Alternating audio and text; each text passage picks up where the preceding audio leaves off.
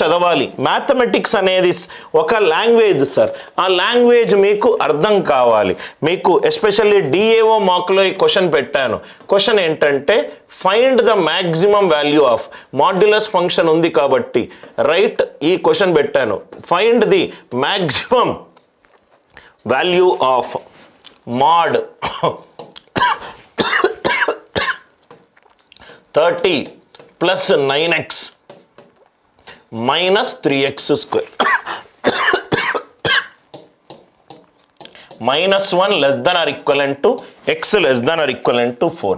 ఇది 93/4, ఇది 147/4, ఇది 30, ఇది 18, ఇది 18. నౌ ఇక్కడ చూడండి సార్, ఈ క్వశ్చన్ చూడండి సార్.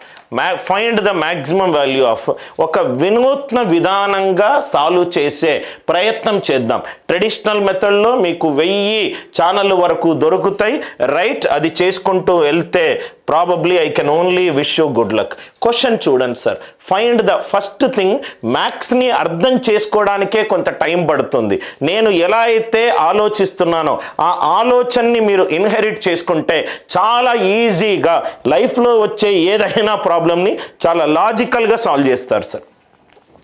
చాలా లాజికల్గా సాల్వ్ చేస్తారు. ఈ క్వశ్చన్ చూడండి.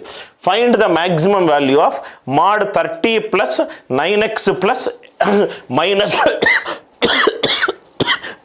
3x square minus 3x square minus 3x square. నా ఇక్కడ చూడండి సార్, మధ్యలో మీ అందరికీ తెలుసు కొంచెం నాకు ఇక్కడ దగ్గర ఈ చిన్న థ్రోట్ దగ్గర ఒక ఫస్ వచ్చింది, మధ్యలో కాఫ్ కొంచెం అవుతే have little patience sir right.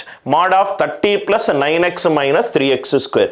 ఇది చాలా మంది స్టూడెంట్స్ ఈ క్వశ్చన్ని రైట్ వదిలిపెట్టారు. సార్ మాడ్యులస్లో క్వాడ్రటిక్ ఉన్నది సార్, మాడ్యులస్ అసలు మాడ్యులసే నాకు సరిగ్గా అర్థం కాదు, దాంట్లో మాడ్యులస్లో క్వాడ్రటిక్ ఫంక్షన్ ఉంది సార్. ఈ క్వాడ్రటిక్ ఫంక్షన్ ఉంటే నేను ఈ క్వశ్చన్ని సాల్వ్ చేయలేను. నాకు ఈ క్వశ్చన్ ఆల్జీబ్రా క్వశ్చన్ కాదు సార్, నాకు కావాల్సింది అది మన మ్యాథ్స్ కావచ్చు, నంబర్ సిస్టమ్ కావచ్చు, ఏదైనా కావచ్చు. క్వశ్చన్ అర్థం చేసుకోండి. ఎక్స్ వాల్యూ ఎంత ఇచ్చాడు? -1 నుంచి 4 వరకు ఇచ్చాడు. అసలు క్వశ్చన్ని ఎలా చూడాలి మనం? ఎక్స్ -1 నుంచి 4 వరకు ఇచ్చాడు. -1 0 1 2 3 4 ఈ వాల్యూలలో ఏ వాల్యూ తీసుకుంటే నాకు మ్యాక్సిమం వస్తుంది అని అన్నాడు. చాలా చూడంగానే ఈజీ వాల్యూ ఏంటి సార్? 0 తీసుకుంటున్నా. 0 తీసుకుంటే 30 plus 9 into 0 0 3 into x square 0 అంటే ఎక్స్ వాల్యూ 0 తీసుకుంటే నాకు ఎంత వచ్చింది? 30 వచ్చింది. క్వశ్చన్ మ్యాక్సిమం అన్నాడు. 0 గనక తీసుకుంటే నాకు 30 వచ్చింది. అంటే 30 లేకుంటే 30 కంటే ఎక్కువ ఉండొచ్చు, అంతే కదా సార్. ఇప్పుడు ఇక్కడ 30 వచ్చింది, ఇక్కడ 30 వచ్చింది. ఇప్పుడు సపోజ్గా ఇది 18, ఇది ఆన్సర్ ఎలా అవుతుంది? 18 30లో మ్యాక్సిమం ఏంటి? 30. కాబట్టి నాకు 30 వచ్చింది కాబట్టి 30 కంటే తక్కువ ఏదున్నా కూడా అది తప్పు. ఎందుకంటే 0 x ఈక్వలెంట్ టు 0 తీసుకున్నప్పుడు నాకు 30 అనే వాల్యూ వచ్చింది.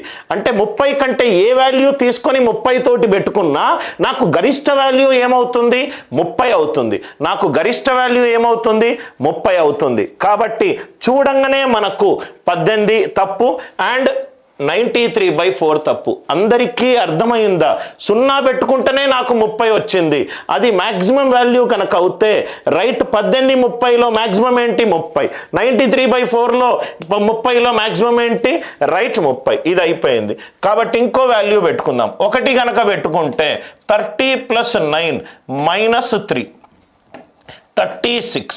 అంటే 1 కనుక పెట్టుకుంటే మ్యాక్సిమం 46 వచ్చింది. అంటే నాకు ఇక్కడ మీరు చూస్తే 36 147/4 36/4 రైట్. ఇక్కడ చూడండి సార్, 4 3s are 12 27 అంటే 36 పాయింట్ సంథింగ్. ఈ వాల్యూ దీనికంటే ఎక్కువ కాబట్టి మ్యాక్సిమం ఇది అవుతుంది. కాబట్టి 30 కాదు. చాలా తెలివిగా మనము ఈ క్వశ్చన్ని సాల్వ్ చేయొచ్చు. మళ్ళీ చెప్తున్నాను, చాలా జాగ్రత్తగా వినండి. గ్రాఫులు ఏది అవసరం లేదు, 30 ప్లస్ 9x మైనస్ 3x². ఈ గ్రాఫ్ యొక్క మ్యాక్సిమం వాల్యూ కావాలి. అంటే x వాల్యూ ఏమేమి తీసుకోవాలి? -1 నుంచి 4 వరకు ఏదైనా తీసుకోవాలి. నాకు చూడంగానే ఈజీ ఏ వాల్యూ వస్తుంది? 0 వస్తుంది. అరే 0 పెట్టుకున్నాను అనుకోండి, 30 గనక మ్యాక్సిమం అయిందనుకో, ఏ వాల్యూ 30 తోటి వేసినా 30 ఆన్సర్ అవుతుంది.